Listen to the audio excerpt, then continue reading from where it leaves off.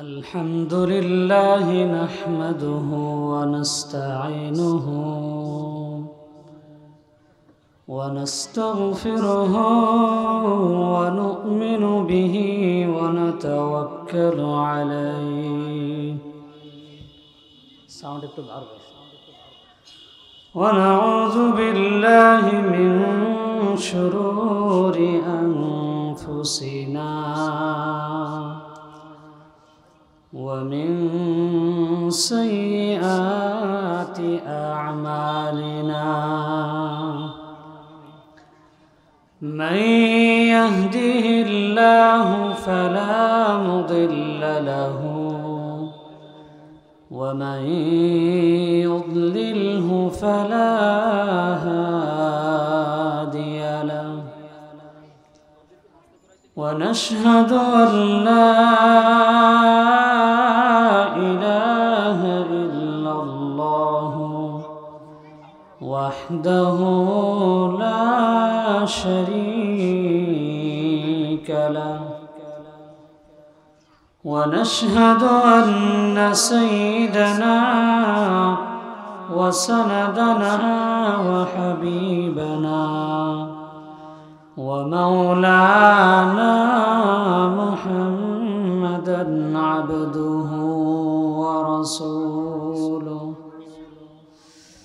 الذي أرسله بالحق بشيرا ونذيرا وداعيا إلى الله بإذنه وسراجا قمرا منيرا فقد قال الله تعالى في كلامه المجيد وفي فرقانه الحميد أعوذ بالله من الشيطان الرجيم بسم الله الرحمن الرحيم الذي خلق الموت والحياة ليبلوكم أيكم أحسن عملا وهو العزيز الغفور وقال رسول الله صلى الله عليه وسلم القبر روضة من رياض الجنة أو حفرة من حفر النار أو كما قال عليه الصلاة والسلام حمد بحد مرخدائے پاکرا آکے ایمان داد مشتے کھاکرا آکے درآ دمدمی دو روحرا دادا استو فنجاتو نوحرا إن الله وملائكته يصلون على النبي يا أيها الذين آمنوا صلوا عليه وسلموا تسليما شكرا درود إبراهيم كريم اللهم صل على محمد وعلى آل محمد كما صليت على إبراهيم وعلى آل إبراهيم إنك حميد مجيد مجيد اللهم بارك على محمد وعلى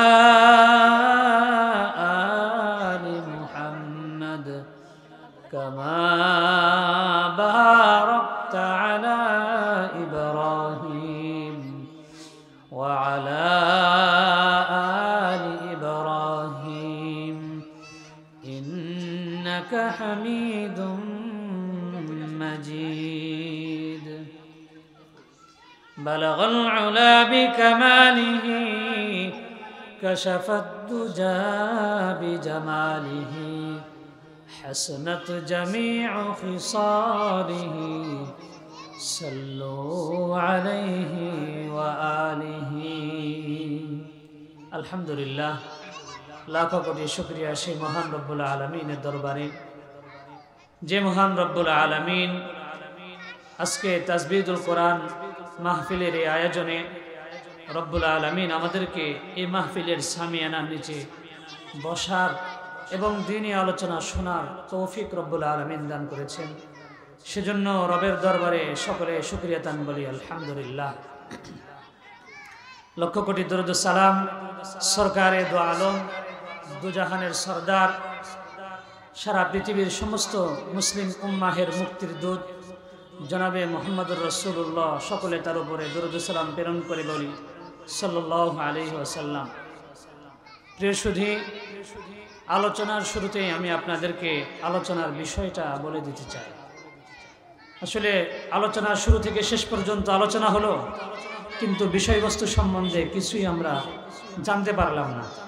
তাহলে এই আলোচনা থেকে আমরা কি শিক্ষা নিব বা কি শিক্ষা নেওয়া দরকার সে বিষয়টাই আমাদের বুঝে আসবে না। সেজন্য আলোচনার শুরুতে বিষয়বস্তু আমাদের আলোচনার কি হবে সেটা জানা দরকার।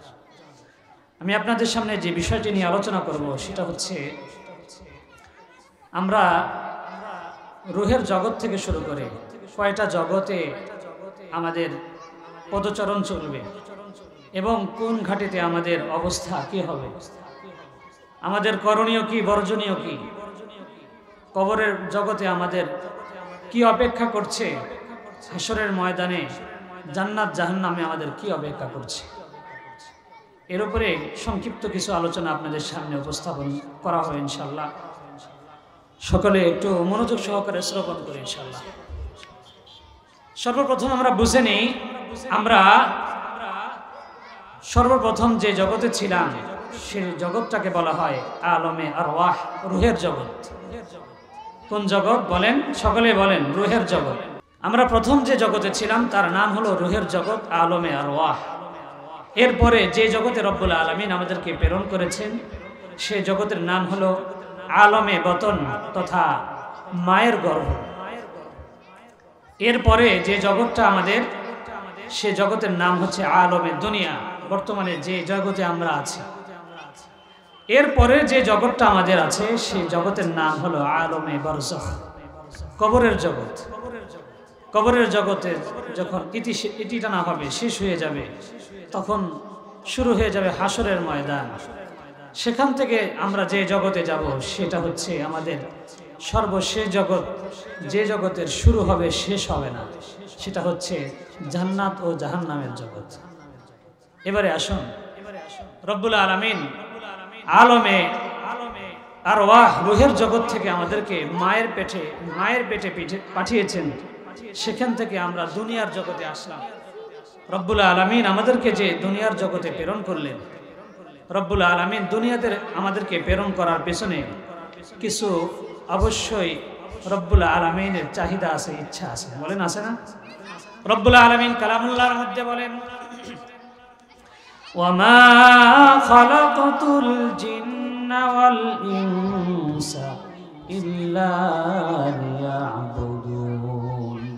রব্বুল আলামিন দুনিয়ার সমস্ত মানুষদেরকে ডাক দিয়ে বলেন, হে দুনিয়ার মানুষেরা, হে দুনিয়ার জিন জাতিরা, আমি রব্বুল আলামিন তোমাদের এই দুই জাতিকে সৃষ্টি করে দিয়েছি দুনিয়ার জমিনে।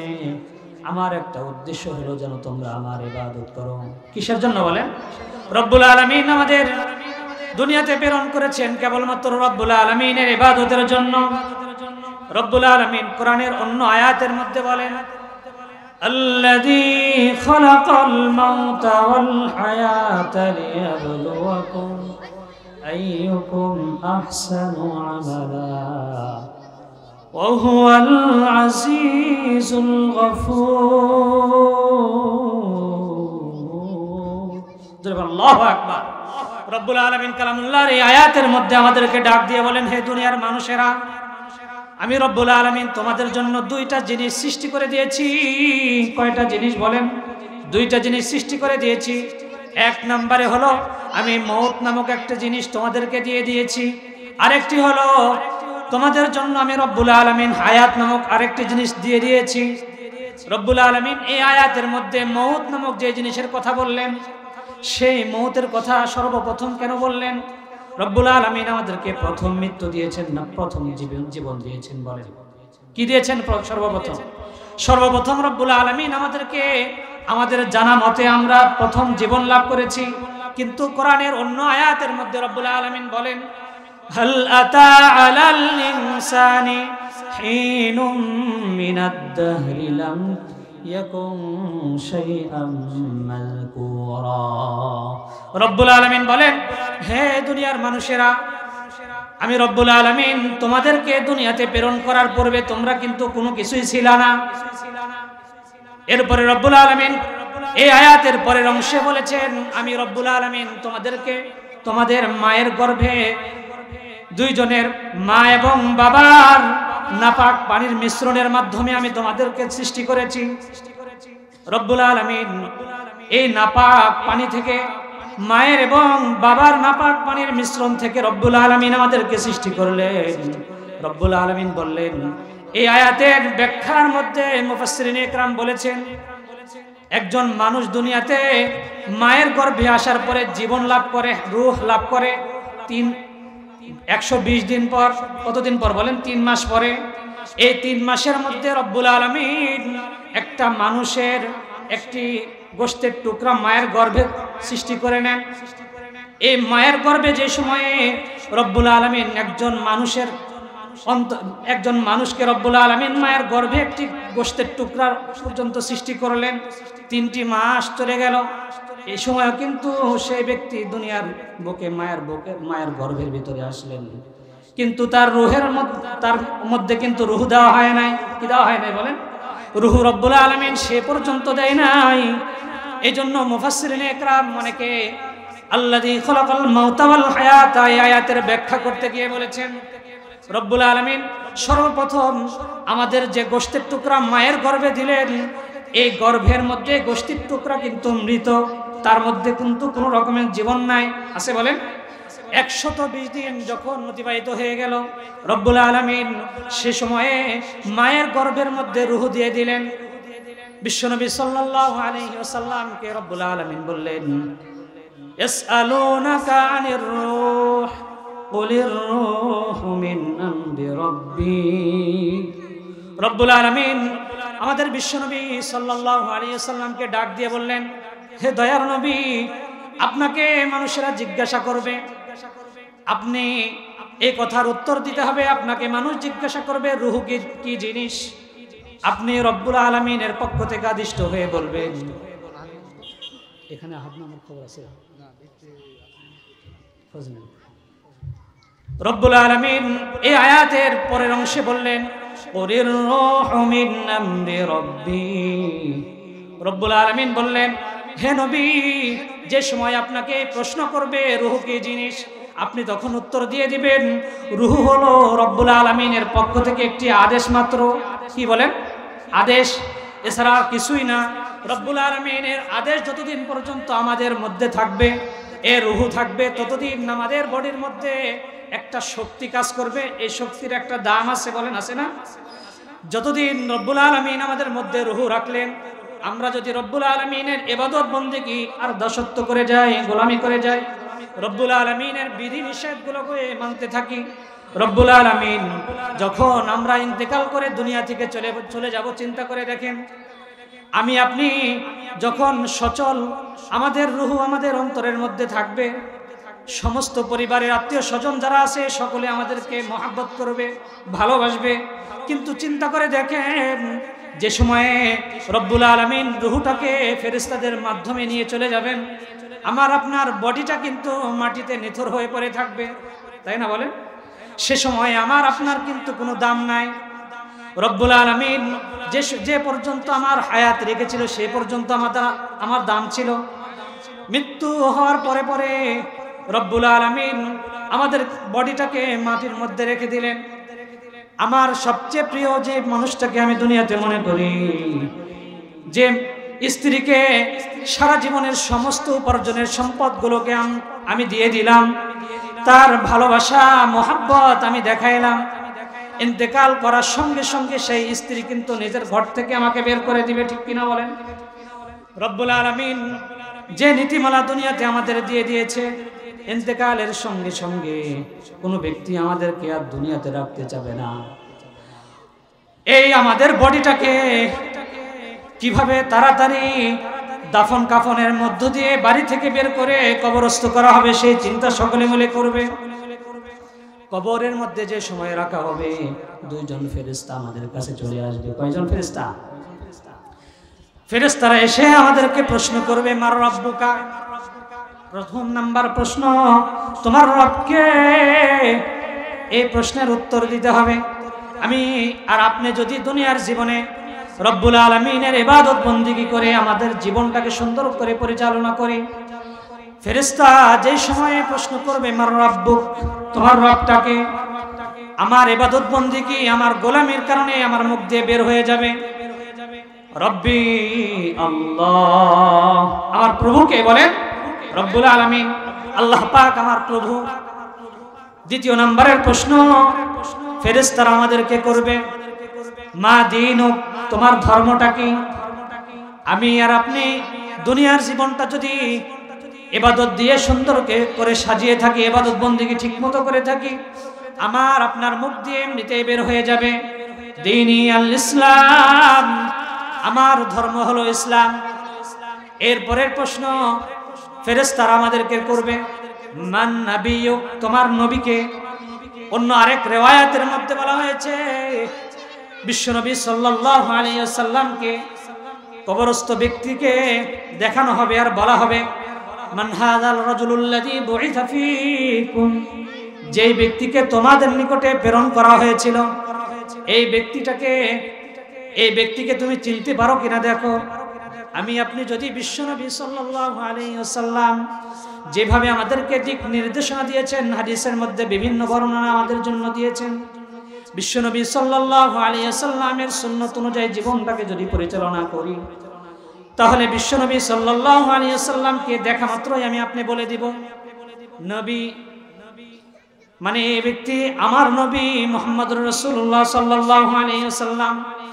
তিনটা প্রশ্নের উত্তর যখন আমি আপনি সঠিকভাবে দিতে পারবো, রব্বুল আলামিন আসমান থেকে ফেরেশতাদেরকে ডাক দিয়ে বলবে, হে আমার ফেরেশতারা, এই ব্যক্তি সত্য বলেছে, সাদাকা আবদি সাদাকা আবদি, এই ব্যক্তি সত্য বলেছে।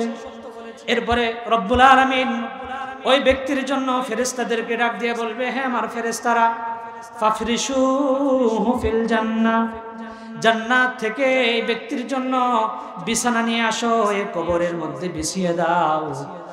এরপরে রব্বুল আলামিন আবারও বলবেন, ওয়ালবিসুহু মিনাল জান্নাহ, জান্নাত থেকে এই ব্যক্তির জন্য পোশাক নিয়ে এসে দাও, এই ব্যক্তিকে জান্নাতি পোশাকগুলো পরিয়ে দাও। এরপরে রব্বুল আলামিন আবারও বলবেন, ওয়াফতাহু লাহু বাবান ইলাল জান্নাহ, সুবহানাল্লাহ। এরপরে রব্বুল আলামিন ফেরেশতাদেরকে ডাক দিয়ে বলবেন, হে আমার ফেরেশতারা, সারাটা জীবন আমার এই বান্দা দুনিয়ার জীবনে কষ্ট করেছে, আমার জন্য শীতের রাত্রিতে কষ্ট করে রাত্রিবেলায় ঘুম থেকে জাগ্রত হয়ে ফজরের নামাজের সময় ঠান্ডা পানি নিয়ে ওযু করে রব্বুল আলামিন আমি আমার সন্তুষ্টির জন্য এই ব্যক্তি ইবাদত বন্দেগী করেছে, সুতরাং আজকে এই ব্যক্তির কবর থেকে শুরু করে জান্নাত পর্যন্ত একটা রাস্তা করে দাও, যাতে জান্নাত থেকে এই ব্যক্তির জন্য সর্ব ধরনের নিয়ামতের ব্যবস্থা হয়ে যায়। যদি বলেন সুবহানাল্লাহ। এরপরে অন্য আরেক হাদিসের মধ্যে বিশ্বনবী সাল্লাল্লাহু আলাইহি ওয়াসাল্লাম বলেন, সেই ব্যক্তির জন্য যে কবরটা রব্বুল আলামিন ব্যবস্থা করে রেখেছেন। সেই কবরটা এত বিস্তৃত হবে, এত বড় বিশাল একটা জায়গা হবে। বিশ্বনবী সাল্লাল্লাহু আলাইহি ওয়াসাল্লাম বলেন, সেই ব্যক্তি দৃষ্টি দিয়ে যত দূর পর্যন্ত দেখতে পাবে তত দূর পর্যন্ত তার কবরটাকে প্রশস্ত করে দেওয়া হবে। দৃষ্টির সীমা পর্যন্ত কবরটা রব্বুল আলামিন প্রশস্ত করে দিবেন। শুধু তাই নয়, রব্বুল আলামিন জান্নাতি নাজ নিয়ামত দিয়ে কবরটাকে ভরপুর করে দিবেন। এই জান্নাতি নাজ নিয়ামত দেখে কবরবাসী তখন ফেরেশতাদেরকে বলবে, এটা মনে হয় সর্বোচ্চ নিয়ামত, রব্বুল আলামিন জান্নাতি সর্বোচ্চ নিয়ামত মনে হয় আমাকে দিয়ে দিয়েছে। ফেরেশতারা সেই ব্যক্তিকে ডাক দিয়ে বলবে, হে আল্লাহর বান্দা, তুমি হয়তো মনে করেছো এটাই সর্বোচ্চ নিয়ামত, কিন্তু না, রব্বুল আলামিন তোমার জন্য যে নিয়ামতগুলো জান্নাতের মধ্যে রেখে দিয়েছেন, ওই নিয়ামতের মধ্যে থেকে সর্বনিম্ন পরিমাণ নিয়ামত এই কবরের মধ্যে রেখে দেওয়া হয়েছে। জান্নাতি নিয়ামত তাহলে কত বেশি হতে পারে? চিন্তা করে দেখেন জান্নাতি নিয়ামত কত হতে পারে। বিশ্বনবী সাল্লাল্লাহু আলাইহি ওয়াসাল্লাম হাদিসের মধ্যে বলেন, যে জান্নাত মানুষকে দেওয়া হবে, এই জান্নাতের একটা গাছের বিবরণ বিশ্বনবী সাল্লাল্লাহু আলাইহি ওয়াসাল্লাম হাদিসের মধ্যে বলেছেন, আরবের দ্রুতগামী ঘোড়া যদি ওই গাছের এক পাশ থেকে অপর পাশে যাইতে চায়, বিশ্বনবী সাল্লাল্লাহু আলাইহি ওয়াসাল্লাম বলেন সে গাছটাকে অতিক্রম করতে 500 বছর লাগবে। ধরে বলেন সুবহানাল্লাহ ওয়া বিহামদি। একটা গাছ আমরা রোপণ করে সেখান থেকে ফল ভোগ করতে প্রায় 10-15 বছর 20 বছর লাগে, ঠিক কিনা বলেন? রব্বুল আলামিন আমাদের জন্য এমন নাজ নিয়ামত, আমাদের কবরের পরবর্তী জীবন জান্নাতে জীবনের মধ্যে রব্বুল আলামিন রেখে দিয়েছে। পক্ষান্তরে যে ব্যক্তি জাহান্নামী হবে, রব্বুল আলামিনের ফেরেশতারা কবরের মধ্যে তাকে যখন সওয়াল জবাব শুরু করে দিবে, প্রশ্ন করবে, তো যখন প্রশ্ন করবে তখন সে প্রশ্নের উত্তরে কিছুই বলতে পারবে না। সে শুধু বলবে, হায় আফসোস, হায় আফসোস, কি করলাম, আমি তো আমার জীবনটাকে শেষ করে দিয়েছি। ইয়া লাইতানি কুনতু তুরবা, যদি আমি মরে যাওয়াটাই শেষ হয়ে যেত তাহলেই মনে হয় ভালো হতো। আমার মৃত্যুই যদি সবকিছুর শেষ সীমা হয়ে যেত তাহলে আমার জন্য হয়তো ভালো হতো। আমি আজকে এই প্রশ্নের যে সম্মুখীন হতে হবে, এটা আমার জন্য যে কত লাঞ্ছনাদায়ক আর কষ্টের, এতটা কষ্টের, মানুষকে কিভাবে বোঝাবো? প্রত্যেকটা প্রশ্নে হা হা লা আদ্রি, কিছুই সে বলতে পারবে না, আফসোস করতে থাকবে আর প্রশ্নগুলো করতে থাকবে। এক পর্যায়ে রব্বুল আলামিন সেই বান্দার জন্য আসমান থেকে বলবে ফেরেশতাদেরকে, কাযাবা আবদি, কাযাবা আবদি, এই বান্দা মিথ্যা বলছে, এর জন্য আমি দুনিয়াতে তার ব্যাপক সময় দিয়ে দিয়েছিলাম, হায়াতের জিন্দেগি পেয়েছে, সে কোনো আমল করে নাই, আজকে কবরের মধ্যে আসার পরে কোনো প্রশ্নের উত্তর সে দিতে পারছে না। সুতরাং তার জন্য জাহান্নাম থেকে জাহান্নামের বিছানা নিয়ে এসে তার কবরের মধ্যে বিছিয়ে দাও, তার জন্য জাহান্নামের পোশাক নিয়ে এসে তার শরীরের মধ্যে পোশাকটাকে পরিধান করিয়ে দাও, এবং তার জন্য জাহান্নাম পর্যন্ত কবর থেকে জাহান্নাম পর্যন্ত তার একটা রাস্তা কবর থেকে করে দাও, যাতে জাহান্নাম থেকে তার কবর পর্যন্ত জাহান্নামের আযাবের যত ধরনের গজব আছে তার কবরের মধ্যে আসতে থাকে। জোরে বলেন নাউযুবিল্লাহি মিন যালিক। তাহলে আমি আপনি কিসের জন্য দুনিয়াতে আসলাম, কি করছি, চিন্তা করে দেখছি একবারও? রব্বুল আলামিন যে জাহান্নাম আমাদের জন্য সৃষ্টি করে রেখেছেন, সে জাহান্নামের একটা উদাহরণ আপনাদেরকে বলি। হযরতে আবু তালেব বিশ্বনবী সাল্লাল্লাহু আলাইহি ওয়াসাল্লামের চাচা, তাই না বলেন? বিশ্বনবীর চাচা, সে কিন্তু মুসলমান হয়ে দুনিয়া থেকে যাইতে পারে নাই। বিশ্বনবী সাল্লাল্লাহু আলাইহি ওয়াসাল্লাম তিনার ইন্তেকালের সময় অনেকবার চেষ্টা করেছিলেন ওনার মুখ দিয়ে কালেমা বের করার জন্য, কিন্তু পারে নাই। এক পর্যায়ে বিশ্বনবীকে রব্বুল আলামিন ডাক দিয়ে বললেন, হে আমার নবী, আপনি তো হেদায়েতের মালিক না, আপনি মানুষকে হেদায়েতের দাওয়াত দেওয়ার অধিকার রাখেন, কিন্তু কাউকে হেদায়েত দেওয়ার কিন্তু অধিকার আপনি রাখেন না। সুতরাং আপনার চাচাও যদি হয়ে থাকে আবু তালেব, আমি যদি হেদায়েত দিই তাহলে কেবলমাত্র সে হেদায়েত পাবে, আপনি বারবার চেষ্টা করে কোনো লাভ হবে না। বিশ্বনবী সাল্লাল্লাহু আলাইহি ওয়াসাল্লামের চাচা আবু তালেব কিন্তু ইন্তেকাল করেছেন, ঈমান নিয়ে দুনিয়া থেকে যাইতে পারে নাই, বেঈমান হয়ে দুনিয়া থেকে গিয়েছেন।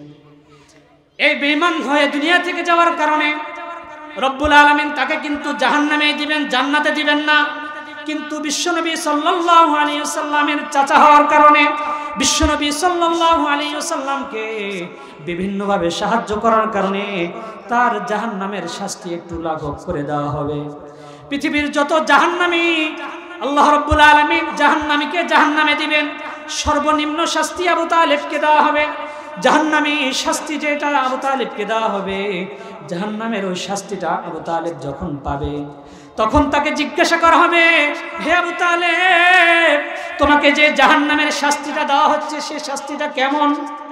সে শাস্তিটা হবে এমন, জাহান্নাম থেকে একটি জুতা নিয়ে আসা হবে, জ্বলন্ত অঙ্গার দিয়ে একটা লোহাকে পুরাইলে যেমন আগুনের কালার হয়ে যায়, জাহান্নাম থেকে এরকম আগুনের কালারের মতো একটা জ্বলন্ত অগ্নিকুণ্ডের মতো একটা জুতা আবু তালেবের পায়ে দিয়ে দেওয়া হবে।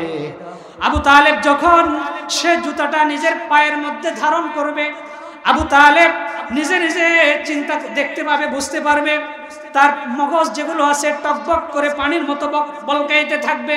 আবু তালেবকে যখন এই সময় জিজ্ঞাসা করা হবে, আবু তালেব, তোমাকে যে এই জাহান্নামের শাস্তিটা দেওয়া হচ্ছে সেই শাস্তিটা তোমার কাছে কেমন মনে হয়? এই শাস্তিটা তোমার কাছে কেমন কষ্টদায়ক? আবু তালেব তখন এই কথার উত্তরে বলবে, দুনিয়ার জমিনে যে সমস্ত মানুষ ছিল তার মধ্য থেকে জাহান্নামবাসী যারা আছে সবচাইতে কঠিন এবং গুরুতর শাস্তি মনে হচ্ছে আমাকে দেওয়া হচ্ছে। যদি বলেন নাউজুবিল্লাহ। আবু তালেবকে সর্বনিম্ন শাস্তি দিয়ে যদি আবু তালেবের কাছে এই শাস্তিটা এত কষ্টদায়ক হয়, যে ব্যক্তি সবচাইতে বেশি কষ্টদায়ক শাস্তি পাবে তার কি অবস্থা হতে পারে চিন্তা করে দেখেন। মুকাশাফাতুল কুলুব নামক একটা কিতাব আছে, এই কিতাবের মধ্যে কাফেরদের জন্য রব্বুল আলামিন জাহান্নামের যে শাস্তিগুলো বরাদ্দ করে রেখেছেন, একটা শাস্তির কথা আপনাদেরকে বলি। একজন জাহান্নামীর শাস্তি হবে কেমন? কাফের হলে তার শাস্তির বিভিন্ন দিক রয়েছে, একটা দিক আপনাদেরকে বলে যাই। জাহান্নামী যে ব্যক্তি কাফের হবে, রব্বুল আলামিন তার শরীরটাকে এত বড় করে দিবে, রব্বুল আলামিন যে শরীর তাকে দিবেন তার বর্ণনা দিতে গিয়ে বিশ্বনবী সাল্লাল্লাহু আলাইহি ওয়াসাল্লাম বলেছেন, তার কাঁধ থেকে শুরু করে পায়ে কানের নথি পর্যন্ত এই জায়গার দূরত্ব সাধারণত আপনি বুঝতে পারি খুবই কম, কিন্তু হাসরের ওই কঠিন মুসিবতের পরে জাহান্নামী যখন কোনো কাফের হয়ে যাবে তার এই দূরত্বটা হবে জমিন থেকে আসমান পর্যন্ত। চিন্তা করে দেখেন তাহলে তার বডিটা রব্বুল আলামিন কতটা বড় বানিয়ে দিবে। এই ব্যক্তিকে, এই কাফেরকে শাস্তি দেওয়া হবে, সে সময় কি ধরনের শাস্তি দেখেন। ফেরেশতা মোতায়েন করে দেওয়া হবে, ফেরেশতার হাতের মধ্যে একটা চাকু থাকবে, সে মাথা থেকে শুরু করে পা পর্যন্ত, পায়ের গোড়ালি পর্যন্ত ধরে ধরে পুরা শরীরের সমস্ত গোশতগুলোকে কাটতে কাটতে পায়ের গোড়ালিতে ঝুলিয়ে দিবে। এরপরে কাফেরকে বলতে থাকবে, জাহান্নামের মধ্যে দিয়ে তুমি এবারে হাঁটতে থাকো। জোরে বলে নাউজুবিল্লাহ। এত বড় শাস্তি কাফেরদের জন্য রেখে দেওয়া হয়েছে। চিন্তা করে দেখেন, দুনিয়ার মানুষের একটা শরীরে কোনো একটা অঙ্গ যদি কেটে ঝুলন্ত অবস্থায় থাকে তার কতটা কষ্ট হয়। চিন্তা করে দেখেন, এই মুহূর্তে যদি এই রাস্তা দিয়ে কোনো একজন ব্যক্তি মোটরসাইকেল অ্যাক্সিডেন্ট করে হাতটা কেটে ঝুলন্ত অবস্থায় থাকে, অপর ব্যক্তি দেখে কিন্তু অনেক আফসোস করতে থাকে, হায় আফসোস, এই ছেলেটা, এই ব্যক্তিটা পরবর্তী জীবন কিভাবে তার জীবনটা পাড়ি দিবে। একটা হাত তার চলে গেল, তাহলে পরবর্তী জীবনটা তার কত কষ্টদায়ক। চিন্তা করে দেখেন, যে ব্যক্তি জাহান্নামের ওই শাস্তিটা পাবে তার জন্য কতটা কষ্টদায়ক সেই শাস্তিটা হতে পারে। রব্বুল আলামিন আমাদেরকে জাহান্নামের এই শাস্তিগুলো বুঝে বুঝে নিজের জীবনটাকে আসলে রাসূলের তরিকা অনুযায়ী পরিচালনার তৌফিক দান করুন। এছাড়া অনেক ধরনের শাস্তির কথা বিশ্বনবী সাল্লাল্লাহু আলাইহি ওয়াসাল্লাম বলে দিয়েছেন। কবরের বিভিন্ন শাস্তি আছে। একটা শাস্তির কথা বলি, রবের মধ্যে সে একবার নিজের নিঃশ্বাসটাকে দুনিয়ার মধ্যে ছেড়ে দেয়। বিশ্বনবী সাল্লাল্লাহু আলাইহি ওয়াসাল্লাম বলেন, দুনিয়ার যে তরুলতা, যে গাছপালা, যে ঘাস তোমরা দেখতে পাও, দুনিয়ার এই সৌন্দর্য আর একেবারে দেখতে পাবা না, একেবারে ধ্বংস হয়ে যাবে। দুনিয়ার সমস্ত কিছু ধ্বংস হয়ে যাবে, কোনো কিছু আর বহাল থাকতে পারবে না। একটা সাপের মধ্যে বিষের যদি এত শক্তি হয়ে থাকে, রব্বুল আলামিন এই সাপের দংশন যে কবরস্থ ব্যক্তিদের জন্য রেখে দিয়েছে। বিশ্বনবী সাল্লাল্লাহু আলাইহি ওয়াসাল্লাম বলেন, এই সাপগুলো যদি কবরস্থ ওই মৃত ব্যক্তিকে একবার দংশন করে, ওই ব্যক্তি 70 গজ নিচে চলে যাবে। জোরে বলেন নাউজুবিল্লাহ। তাহলে সাপের বিষটা কত ভয়ানক হলে এরকম হতে পারে। রাস্তার ধারে যেন কোনো গাড়ি ঘোড়া না রাখে, নির্ধারিত গ্যারেজ আছে, একটু বলে দেন জরুরি। প্রিয় ভাইরা, আমরা আশেপাশে যারা বিভিন্ন জায়গায় গাড়ি রাখছি, রাস্তাতে, প্যান্ডেলের আশেপাশে, গাড়িগুলোকে আমরা অবশ্যই গ্যারেজে রেখে দেওয়ার চেষ্টা করি। আর প্যান্ডেলে আমরা আসার চেষ্টা করি। আলোচনা চলছে, এই আলোচনা শুনলে হয়তো কোনো না কোনো কথা আমার আপনার জীবনের হেদায়েতের জন্য জরিয়া হয়ে যেতে পারে।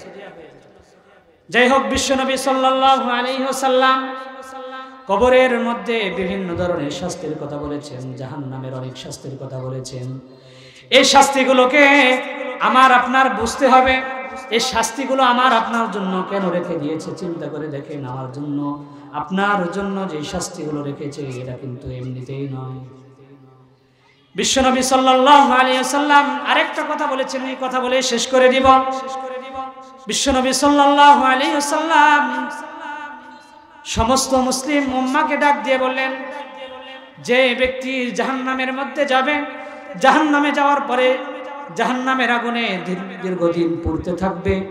পুড়তে পুড়তে এক পর্যায়ে সে ক্লান্ত হয়ে পড়বে। আর কতকাল রব্বুল আলামিন আমাদেরকে এভাবে জাহান্নামের মধ্যে পোড়াবেন? এজন্য বিরক্ত হয়ে এক পর্যায়ে ফেরেশতাদেরকে ডাক দিয়ে বলবে, হে ফেরেশতা ভাইরা, আমার সঙ্গী যারা আছে, এই জাহান্নামবাসী যারা আছেন, তাদের এই কষ্টগুলো, এই আযাবগুলোকে লাঘব করা কি যায় না? আমাদের এই শাস্তি থেকে আমাদেরকে মুক্তির ব্যবস্থা করে দেওয়া যায় না? সে সময়ে সে ফেরেশতা বলবে, এই জাহান্নাম থেকে মুক্তি আমি দিতে পারবো না। এই জাহান্নামের মালিক যিনি, যে ফেরেশতাকে জাহান্নামের মালিকানা দেওয়া হয়েছে, সেই ফেরেশতা যদি চায় তাহলে দিতে পারবে। সেই ফেরেশতাকে খবর দেওয়ার জন্য ফেরেশতাদেরকে জাহান্নামবাসীরা বলতে থাকবে, ভাই ফেরেশতা, ওই জাহান্নামের মালিককে আমাদের কাছে পাঠিয়ে দাও, আমরা তার কাছে কিছু সময়ের জন্য একটু মিনতি করি, আমাদের মুক্তির জন্য সে যেন একটা ব্যবস্থা নেয়। এই খবর যখন জাহান্নামের মালিকের কাছে পৌঁছিয়ে দেওয়া হবে, তার 1000 বছর পরে সে জাহান্নামবাসীদের কাছে আসবে। আসার পরে বলবে, হে জাহান্নামবাসীরা, তোমরা আমাকে কেন ডাকছো? চিন্তা করে দেখেন, 1000 বছর পরে সাড়া দিবে। আপনি দুনিয়াতে একজন ব্যক্তিকে যদি কোনো কাজের জন্য ডাকি, তারই যদি প্রয়োজনে আপনি তাকে ডাকি, 3 বার ডাকলে, 4 বার ডাকলে বিরক্ত হয়ে যায়। 2 মিনিট 3 মিনিট সময় কিন্তু আমরা বিরক্ত হয়ে যাই। জাহান্নাম আমাদের জন্য যখন অবধারিত হয়ে যাবে, সে সময়ে জাহান্নামের মধ্যে আমরা আগুনের মধ্যে পড়তে থাকবো। ফেরেশতাদের মাধ্যমে জাহান্নামের মালিককে আমরা ডাকবো। সে মালিক 1000 বছর পরে আমাদের কথা সাড়া দিবে। সে মালিক আসার পরে আবার বলবে, জাহান্নামের মধ্যে আসো তো আসো, ঠিক আছে, আমাকে কেন ডাকো? তোমরা জাহান্নামের মধ্যে এসেছো, তোমাদের কর্মফল এখানে ভোগ করছো, আমাকে তো ডাকার কোনো প্রয়োজন নেই। তখন মিনতি করতে থাকবে জাহান্নামবাসীরা, ফেরেশতা ভাই আমার, আমরা দীর্ঘদিন যাবত এখানে আগুনের মধ্যে পড়ছি, আমাদের জন্য জাহান্নাম থেকে একটা মুক্তির ব্যবস্থা করে দাও। এই মুক্তির ব্যবস্থা ছাড়া আমরা আর উপায় পাচ্ছি না, অথবা তুমি রব্বুল আলামিনের কাছ থেকে আমাদের মুক্তির ব্যবস্থা নিয়ে নাও।